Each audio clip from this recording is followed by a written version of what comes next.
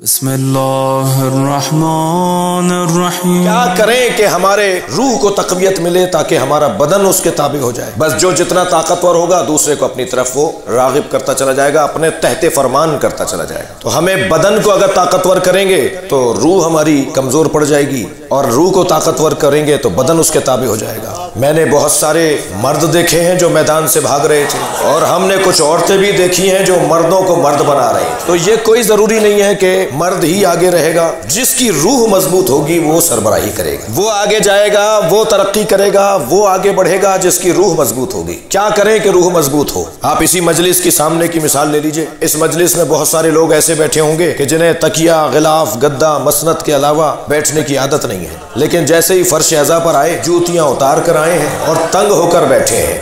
یہاں بدن کو تکلیف ہو رہی ہے مگر روح کو غذا مل رہی ہے۔ تو کیا کریں کہ ہماری روح مضبوط ہو جائے؟ تو یہ طے کر لیں پہلے تو میں اپنے ان بچوں اور جوانوں سے کہہ رہا ہوں کہ ہمارا ایجنڈا، ہمارا مطلب، ہمارا مقصد حیات یہ ہے کہ کسی طرح سے ہماری روح مضبوط ہو، طاقتور ہو، وہ خود بخود ہمارے بدن کو اپنے تحت فرمان بنا لے۔ اور جن کی روحیں مضبوط ہوتی ہیں نا، جملہ ہدیہ کروں گا، جن کی روحیں مضبوط ہوتی ہیں، اگر بڑھاپے سے ہاتھ کانپ بھی رہا ہو تو ان کا چلتا ہوا قلم لکھتا ہے سلمان رشدی واجب القتل ہے۔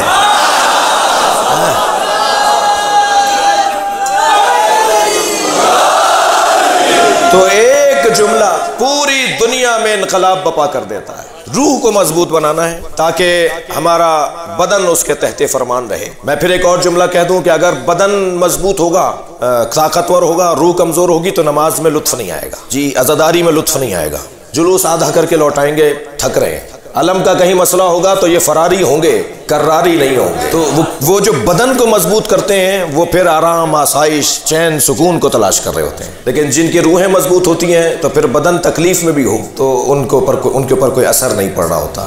بعض لوگوں کو تو سال میں بھی نماز یاد نہیں آتی اور عید کی نماز بھی مسجد چوم کے آ جاتے ہیں، اور بعض لوگوں کو ایک رکوع میں ساری رات گزار دیں۔ وہ جو ایک رکوع میں ساری رات گزار رہا ہے وہ بھی تو ہم جیسا ہی ہے، اور جسے نماز میں لطف نہیں آ رہا وہ بھی ہماری شکل کا ہے۔ دونوں میں فرق کیا ہے؟ دونوں میں فرق یہ ہے کہ ایک کی روح مضبوط ہے، ایک کا بدن مضبوط ہے۔ آیت اللہ نخود کی ان کے شاگرد فرماتے ہیں کہ میں حرم امام رضا میں داخل ہوا تو میں نے انہیں رکوع میں دیکھا۔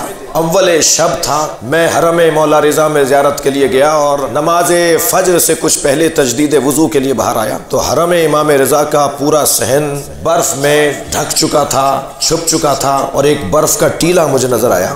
میں اس کے برابر سے گزرا تو ذکر رکوع کی آواز آ رہی تھی۔ وہ ساری رات سے رکوع کی حالت میں تھے اور ان پہ برف جم چکی تھی۔ یہ بھی ہے جیسے رکوع میں مزہ آ رہا ہے، اور وہ بھی ہیں کہ جو کہتے ہیں کہ ہمیں نماز میں مزہ نہیں آتا۔ تو در حقیقت ذائقہ روح بحال نہیں ہے۔ تو روح کو مضبوط کریں، کیسے کریں؟ مشق کرنے سے ہوگا، تمرین کرنے سے ہوگا، ممارست سے ہوگا، جی بار بار کا ایک کام میں جب ذائقہ بحال ہو جائے گا تو وہ چیز عادی ہو جائے گی، آسان ہو جائے گی۔ بہت ساری غذائیں آپ کو پسند نہیں ہوتی لیکن کچھ عرصے کے بعد وہ ان غذاؤں کے بغیر چارہ بھی نہیں ہوتا، وہ کچھ عرصے کے بعد اس کا ذائقہ بحال ہو جاتا ہے۔ جیسے ہمارے زبان کے چٹخارے بحال ہوتے ہیں، ایسا ہماری روحوں کے بھی کچھ چٹخارے ہیں۔ ہماری روحوں کو بھی کس چیز کی طلب ہوتی ہے۔ جیسے ہمارے دہن کے ذائقے ہوتے ہیں نا، ایسے کچھ روح کے ذائقے بھی ہوتے ہیں۔ بعض لوگ عجیب سے لگتے ہیں کہ یہ صبح سے شام تک 10 مجلسیں کر کے بھی نہیں تھکتا، ہم تو ایک مجلس میں تھک جاتے ہیں۔ تو بھائی مسئلہ تمہارے بدن کا اور اس کی روح کا ہے۔ اس کی روح اتنا ذائقہ لے چکی ہے ذکر حسین میں کہ یہ اس وقت تک چین ہی نہیں پاتا جب تک کہ ذکر حسین میں شریک نہ ہو جائے۔ یہ سارے مسئلے، یہ مثالیں جلدی میں نے دے دی کیونکہ وقت بہت زیادہ ہو گیا، کہ سارے مسئلے روح اور بدن کے اختلاف کے ہیں اور ترجیحات کے ہیں۔